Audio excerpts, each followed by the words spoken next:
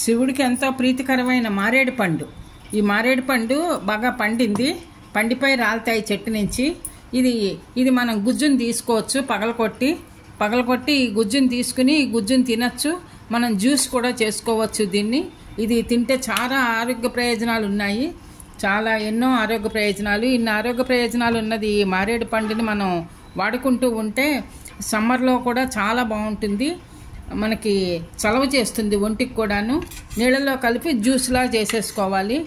ఆ జ్యూస్ను కూడా మనం తాగుతూ ఉండొచ్చు, ఇలా డైరెక్ట్గా కూడా తినచ్చు. ఇది మనకి దొరికినప్పుడల్లా తింటూ ఉంటే ఆరోగ్య ప్రయోజనాలు ఉన్నాయి కాబట్టి మనకి మేలు చేస్తుంది హెల్త్కి. మీరు కూడా ట్రై చేసి చూడండి. ఈ వీడియో నచ్చితే కనుక లైక్ చేయండి, షేర్ చేయండి, సబ్స్క్రైబ్ చేయండి. Thank you for watching.